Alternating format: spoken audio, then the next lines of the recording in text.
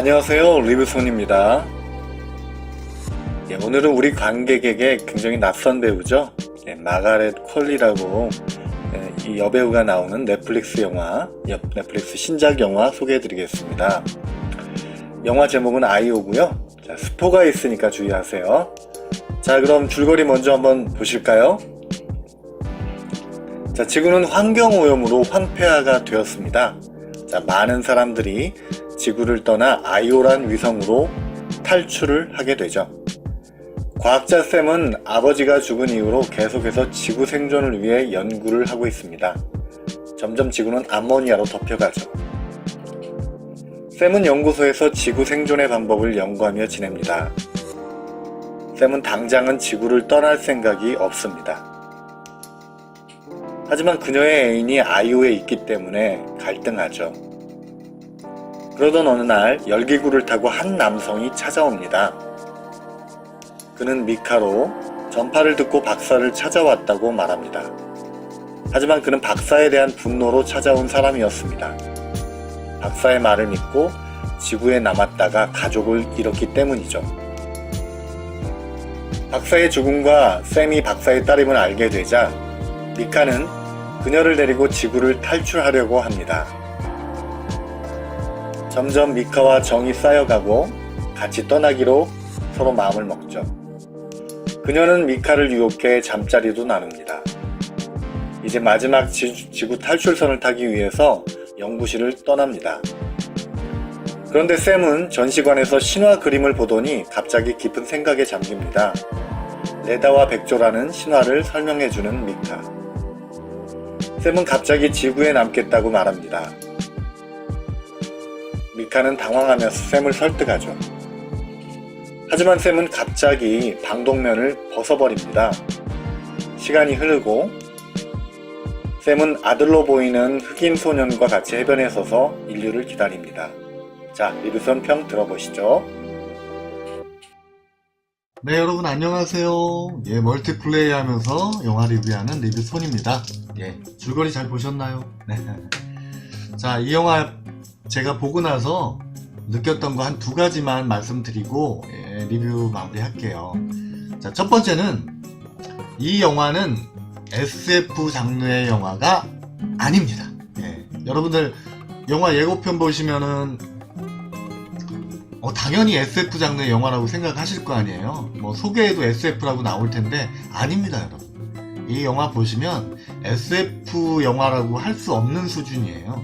이 영화는 그래비티라든지 인터스텔라, 마션 이런 것처럼 최근에 그런 SF 장르가 어떤 행성이나 우주공간, 무한한 우주공간에 이렇게 홀로 남은 인간의 생존에 대한 그런 이야기들이 많이 이렇게 성공적으로 영화가 나왔었죠.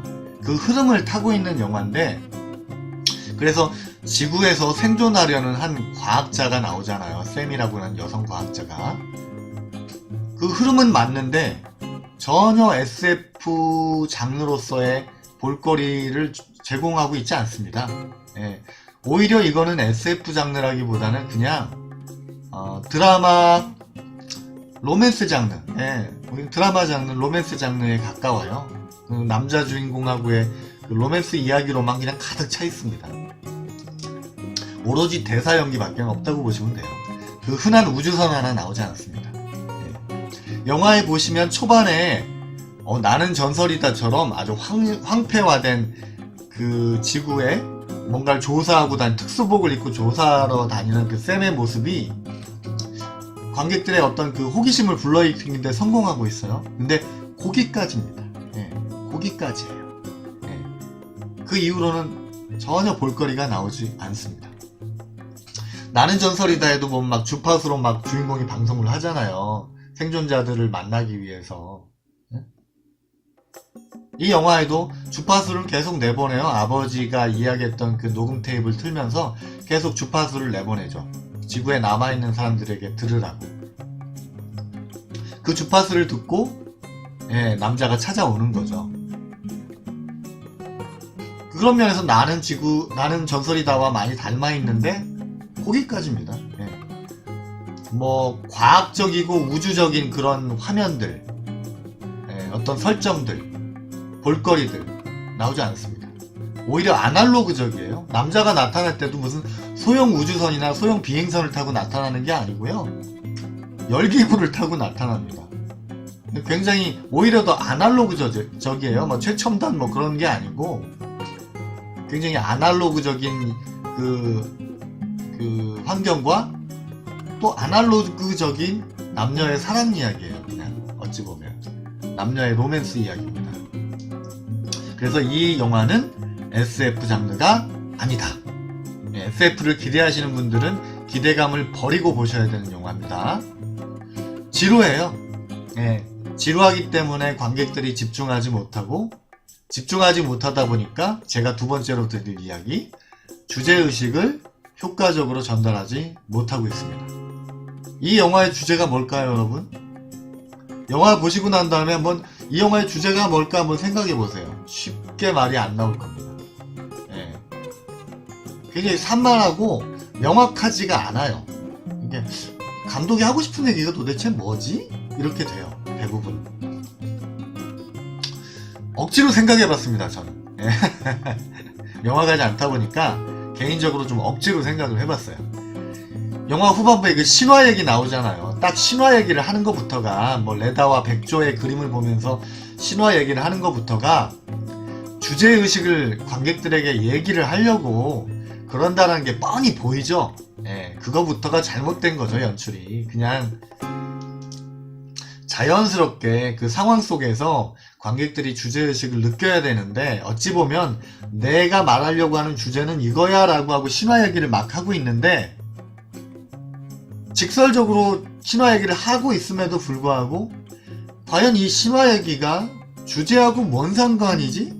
뭘 얘기하려는 거지? 그게 명확하지가 않아요. 제가 굳이 생각해본 주제의식이라면, 사람들이 지구를 오염시키고 새로운 행성 아이오로 떠나고 또 새로운 행성을 찾고 있는데, 거기서 새로운 행성을 찾아도 역시나 인간들은 환경을 오염시키게 될 것이 뻔하기 때문에 생존에 대한 답은 행성을 찾는 것이 아니라 인간이 변하는 것, 자연과 같이 공존할 수 있는 방법을 찾는 것, 즉 인간이 변하는 것이 답이다. 이게 주제가 의식이 아닐까? 저는 개인적으로 이렇게 좀 생각을 해봤습니다. 그리고 뭐 흑인과 백인의 그 사랑 이야기를 설정한 것도 좀 나름 의도가 있었다라고 생각은 드는데, 또 한편으로 생각해보면 원래 이 팔콘으로 알려진 이 배우 말고, 흑인 배우 말고 그 디에고 루나라고 그 멕시코 배우를 쓰려고 했다 그래요. 그런 거 보면 또 이렇게 또 흑백 그 인종 문제로 또 어떻게 이거를 좀 주제의식을 조금 생각한 거는 또 아닌 것 같기도 하고요. 잘 모르겠어요. 주제의식이 뭔지. 그냥 맨 마지막 장면에 당연히 그 남자의 아들이죠. 그 아들과 해변가에 서서 돌아오길 바란다는 듯이 이렇게 멘트를 하면서 영화가 끝나게 되는데, 저는 그 설정도 너무 황당한 게요, 여러분. 독성이 있는 그 전시관에서 그 신화 얘기를 듣더니만 나는 지구를 떠나지 않을 거예요 라고 하면서 방독면을 벗어버리잖아요. 벗으면 죽을 것 같은데 벗어버려요. 근데 마지막 장면을 보면 안 죽었다는 얘기죠. 쉽게 말해서 이 샘이 이 지구, 독성이 있는 지구 환경에 몸이 적응을 한 것이죠. 그러면 살아남았잖아요. 근데 왜 남자는 왜 떠나죠? 지구에서 살 수 있는 방법을 여자가 찾았잖아요. 사랑하는 여자고 잠자리까지 같이 한 여잔데 그 여자를 막 살리려고 아둥바둥 대던 남자가, 아니 방독면을 벗어도 살 수 있는 방법을 찾았는데 그 방법대로 자기도 몸을 적응시키면 살아갈 수 있잖아요. 지구에서 떠나요. 여러분 이해가 되세요? 왜 이런 설정이 가능한 건지 모르겠어요, 저는. 그러니까 여자가 기다린다라는 그 장면을 만들기 위해서 억지로 남자가 떠나는 설정을 만들어버린 거예요. 말도 안 되는 설정이죠. 로맨스도 그래요, 로맨스도.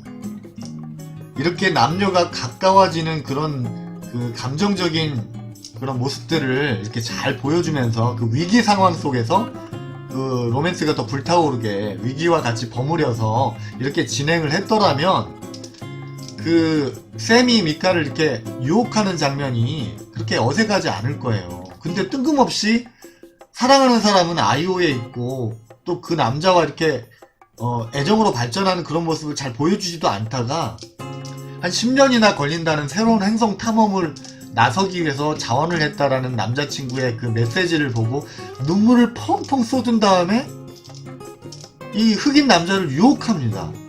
남자는 못하겠다 그런데 막 억지로 해야 돼요 하면서 키스를 하고 결국 잠자리를 가진 거죠. 그 아들을 낳은 거 보면 억지예요, 억지. 예, 로맨스가 이게 왜 저기서 갑자기 무슨 뭐 목욕 장면이 나오고 갑자기 막 느닷없이 키스를 하고 이런 것들이 이렇게 자연스럽게 관객들에게 전달되지를 못해요. 연출을 못한 거죠. 예, 신화의 이야기도 그렇고 따로 노는 겁니다. 따로 노는 거예요. 감독 혼자 생각에만 머물러 있는 거예요. 관객들은 전혀 공감을 못하는데. 그러니까 그 여자가 이 지구에 남게 되는 과정, 원래는 안 떠나려고 하다가 이 미카라는 사람을 만나서 다시 떠나기로 하고, 그러다가 또 전시회장에서 신화 얘기를 듣더니만 갑자기 또 마음을 바꿔서 지구 안 떠날래요 그러는 그 마음의 변심 과정을 관객들은 이해가 되질 않는 거죠. 저 여자가 왜 갑자기 또 떠난다고 했다가 또 안 떠난다고 하고 갑자기 방독면을 벗어제끼고, 이것이 감정적으로 공감대가 없다 보니까 생뚱맞게 느껴지는 거예요. 예. 여러분도 보시면 아마 제 말 이해하실 거예요.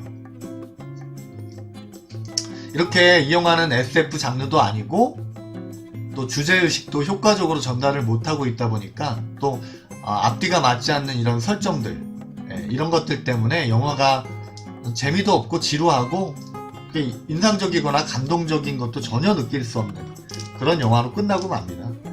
이 영화의 그나마 볼거리라 그러면 그냥 배우 보는 재미라고 해야 될까요?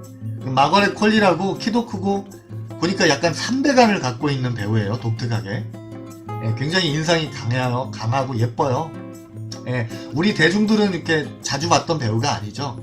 마거렛 퀄리라고 하는 여배우, 또 그 팔콘 역으로 익숙한 이 배우를 보는 재미? 그거 외에는 별로 이렇게 재미있다고 할 만한 요소를 찾지 못하는 그런 영화라고 할 수 있겠습니다. 이 영화의 평점은 10점 만점에 3점입니다. 2점, 3점. 굳이 제가 보라고 말씀 안 드리겠습니다. 제 줄거리 영상 본 걸로 그냥 만족하셔도 됩니다. 보시고 나면 끝까지 안 보시는 분들도 많을 것 같고요. 지겹다고 해가지고 나중에 기억도 잘 안 남을 영화예요. 굳이 안 보셔도 되고요.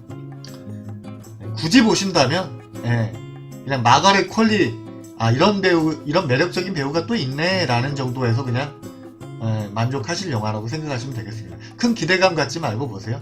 넷플릭스가 요즘에 영화를 많이 이렇게 내놓고 있는데요. 정말 무서워요. 그냥 아예 이 동영상 컨텐츠 시장의 판도를 바꾸겠다고 아주 그냥 엄청난 자본력을 배경으로 그냥 몰아치고 있네요. 아마 우리나라 시장도 점유율이 급격하게 높아지지 않을까 싶은데 좀 우려가 되네요. 너무 이렇게 공격적으로 나오니까.